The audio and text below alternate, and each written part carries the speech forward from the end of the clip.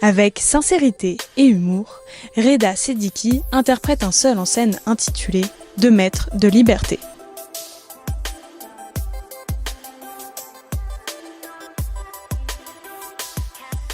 Je m'appelle Reda Sediki, j'ai 27 ans. Je suis comédien, je joue actuellement mon spectacle au Théâtre du Lucernaire qui s'appelle 2 mètres de liberté. Mais j'ai mis du temps à arriver au milieu du spectacle parce qu'avant ça, j'ai fait des études en mathématiques pendant 5 ans. Et puis un jour, j'ai eu comme un besoin de m'exprimer, donc j'ai commencé à écrire. Et puis je suis monté sur scène et depuis ce jour-là, en fait, c'est comme une drogue. Je ne peux pas m'empêcher d'écrire et d'avoir des envies de représentation théâtrale.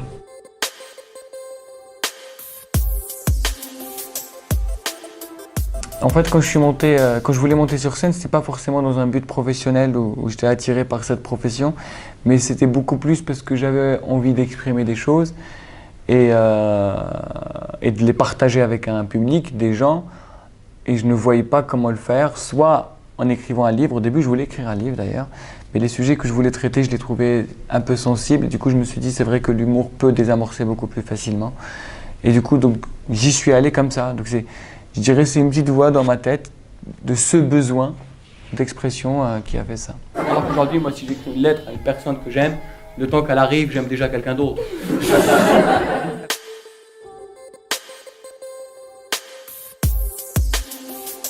Je dirais que quand j'étais plus jeune, j'avais découvert tous les spectacles qu'on a tous vus quand on était petits, les Gad Elmaleh, les Inconnus, Jamel Debbouze et tout ce qui va avec.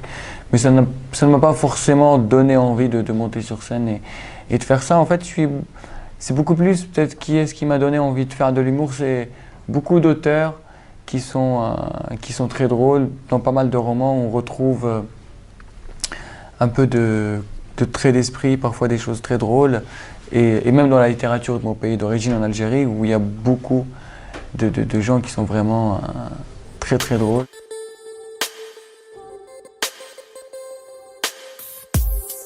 Quand j'avais 14 ans, je crois, il y a un centre culturel français qui a ouvert ses portes dans ma ville. Et du coup, j'allais souvent là-bas parce qu'il y avait une bibliothèque et il y avait aussi une salle de cinéma. Donc j'étais adhérent.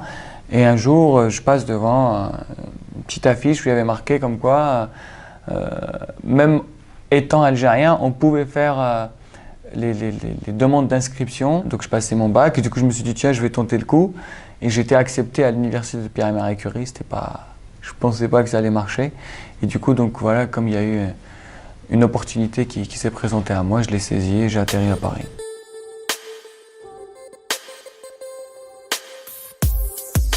Comme le nom l'indique, c'est un spectacle qui parle de liberté et surtout il parle de cette notion d'appartenance à un groupe et comment on devrait se comporter avec les autres tout en étant libre et en respectant celle des autres. Donc vraiment c'est une problématique, on va dire, qui est très, très contemporaine et surtout le spectacle est basé finalement sur les 3 H, l'humanisme, l'histoire et avec le 3e ingrédient qui est l'humour et tout ça dans une ambiance très libre. Ce qui est important pour moi, c'est surtout les relations entre 2 cultures qui sont complètement différentes et qui essayent malgré tout de cohabiter. C'est surtout ça qui m'intéresse le plus. Bigamie, c'est avoir une femme de trop.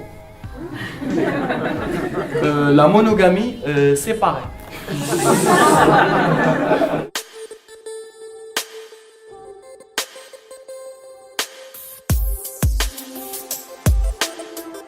C'est drôle parce que j'ai rencontré son petit-fils une fois, mais je ne savais pas qui il était. Et après, en fait, je l'ai découvert grâce au Petit Prince. D'ailleurs, je me rappelle que ce livre, je crois que je l'ai lu en un temps record. Je n'ai jamais lu on va dire aussi rapidement des pages, tellement j'ai apprécié. Et petit à petit, j'ai découvert le personnage et c'est vrai que c'est devenu quelqu'un de très important dans ma vie. Et c'est drôle parce que il n'y a pas longtemps, il y a une fille que je ne connais pas du tout qui est venue voir mon spectacle et c'était mon anniversaire. Elle m'offre Carnet de Saint-Exupéry. Et du coup, je lui dis comment ça se fait que tu m'as offert ça? Elle m'a dit je sais pas, je regardais tes vidéos sur internet et ça m'a évoqué un peu Saint-Exupéry. Je me suis dit pourquoi pas. Du coup, j'étais très touché. Du coup, ouais, c'est vrai qu'il y a une... peut-être... enfin, voilà, j'aime beaucoup ce monsieur.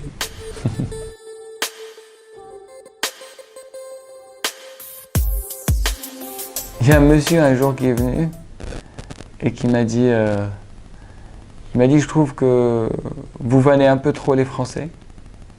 Et je lui ai répondu que c'était de l'autodérision. Du coup, il a fait un AVC. Aujourd'hui, si le français représente le pessimisme de la raison, quelque part, heureusement qu'il y a l'étranger pour lui opposer l'optimisme de la volonté. Normal.